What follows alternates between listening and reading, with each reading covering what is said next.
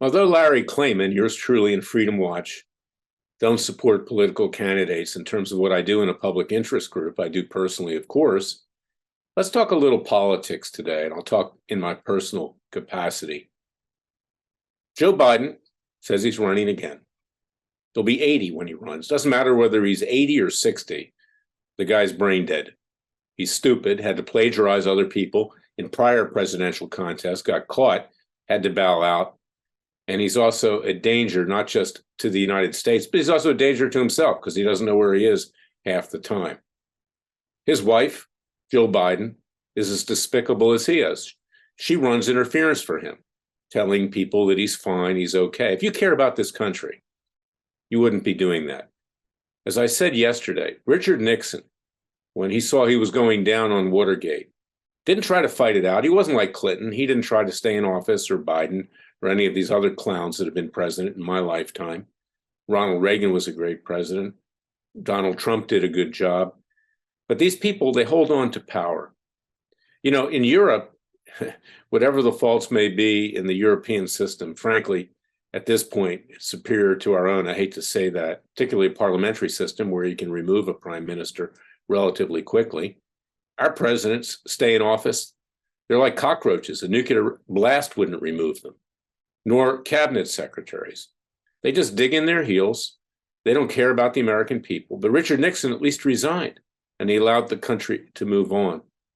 Now, Biden is also touting the fact that Kamala Harris, as vice president, will be his pick again. No chance that she'll be changed.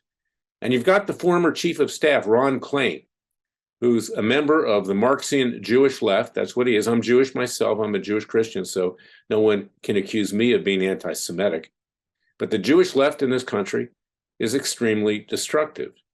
It's socialist, it's communist. Karl Marx was communist. Karl Marx was a self-hating Jew. I mean, that's the fact. This is not most Jewish people. Most Jewish people are not that way, and they are embarrassed and appalled by the conduct of the Jewish left. So you've got Klain now saying, oh, Kamala Harris, he's no longer White House chief of staff. He's talking as a political hack. Kamala Harris has been criticized only because she's Black and because she's a woman, racism and sexism. They know no limits. The Jewish left and others in and around them continue to whip up racism and feminist reaction, and it's dividing this country and pulling it apart. We are all one people. Doesn't matter what your religion is, doesn't matter what your race is, doesn't matter where you come from, what other country you came from. We are Americans first and last. But the left, and the Jewish left in particular, which manipulates a lot of the other leftist radical groups, wants to divide this country. And they have to be held accountable by people like myself, much like Black conservatives hold Black leftists accountable as well. They're bold. Most white people won't take it on.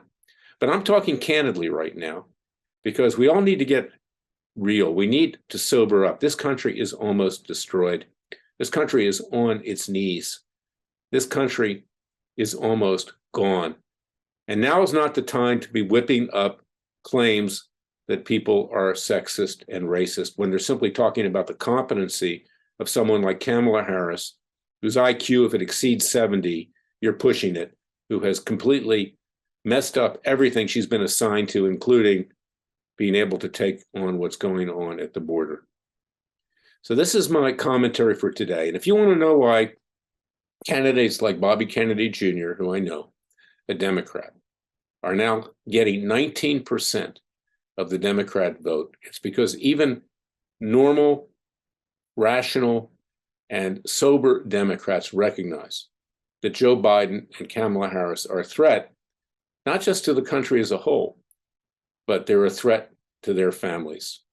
With the rampant crime in the streets, whether it's big cities or even your hometown, whether it's the disease that has infected this country running across the border or the vaccine mandates that so destroyed our economy, whether it's the inflation where you can't afford food or gasoline. Gasoline is now up again significantly.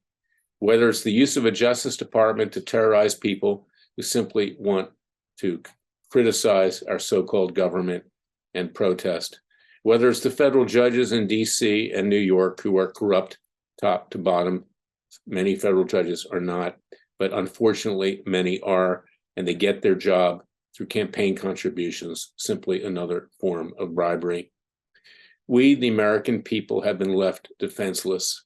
And that is why I wrote my book, It Takes a Counter-Revolution, Wake Up America. I have a plan, taking back our legal system, enforcing the rule of law ourselves, creating a new government, not a new nation, taking immunity away from public officials and judges who gave it to themselves. They are not above the law. They are not special. And I got to tell you, when I go back to Washington, D.C. these days, and I look at the buildings and I realize what's in these buildings, beautiful buildings, beautiful mall and parks, it is really sad. And it almost makes me sick to the point of throwing up, because the people in those buildings, frankly, are not representing the American people.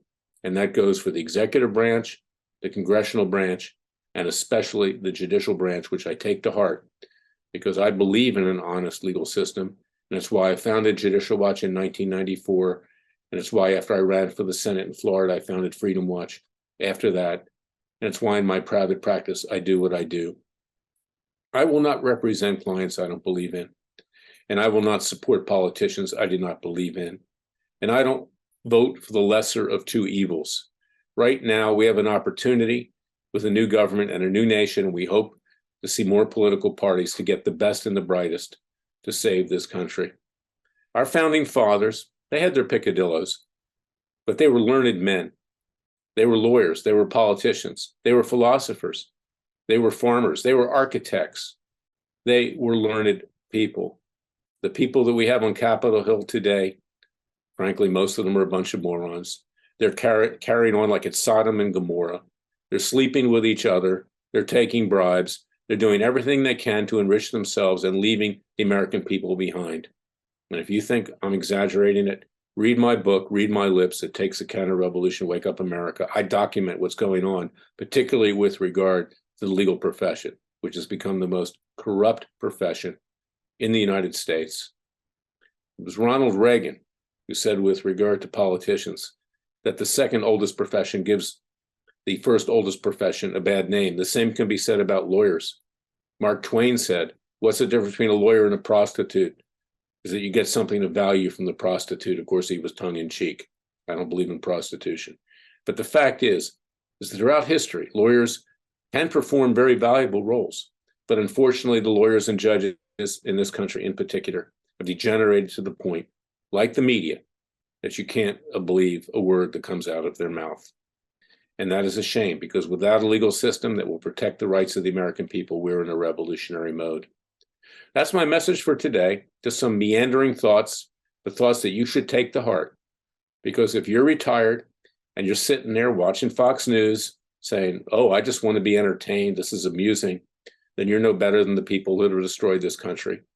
And if you're young or middle-aged, texting to your heart's delight all day long, sexting on social media, God knows what else, and you're not paying attention to what's going on in this country, there'll be nothing left for you. There nearly is nothing left for you.